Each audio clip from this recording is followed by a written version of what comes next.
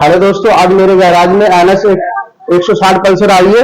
इसके magnet cover side sound आ रहा है और इसके गियर लगने में दिक्कत दे रहे हैं। तो पहले मैं आपको साउंड सुना देता हूँ, फिर इसके क्लच कवर को ओपन करेंगे, फिर आगे चेक करेंगे क्या समस्या है। तो पहले मैं इसका साउंड आप लोगों को चेक करवा देता हूँ। मीटर में दिखाओ। ये मैंने चाबी को ऑन कर दिया है, स्टार्ट कर देता हूँ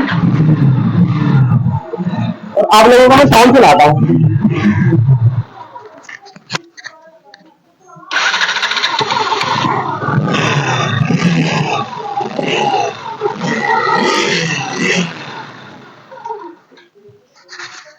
तो जो इसके मैग्नेट साइड से साउंड आ रहा है, उसके पहले क्लच कवर को खोलते हैं, गियर का काम करते हैं इधर से। फिर अगर फिर भी वहां से कोई समस्या वगैरह दिखी तो ठीक है, नहीं होगी तो इसका मैग्नेट कवर ओपन करके फिर चेक करेंगे।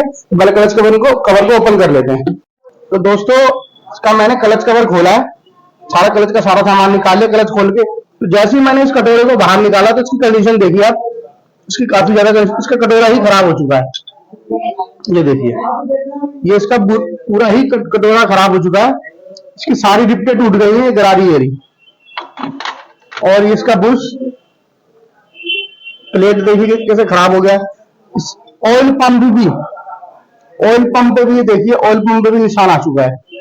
जो ये आवाज आ रही थी क्लच कवर से आ रही थी। अगर यहाँ में खोल के चेक करता, अगर सब कुछ ठीक होता, जब मैं जाके इसका मैग्नेट कवर खोल के उसका वन वे वगैरह चेक करता, तो जैसे हमने क्लच कवर को ओपन किया है तो ये इसका ऑयल पंप पे स्क्रैच आ गए। जैसे ये क्लच कटोरे की गराई टूट गई पीछे वाली, ऑयल पंप पे स्क्रैच आ गई, ये सारी चीजें बेकार हो चुकी हैं। अब कस्टमर को बताएंगे, कस्टमर ही बताएगा कटोरे को हम नया डलवाएंगे या इसी को रिपेयर करवाएंगे।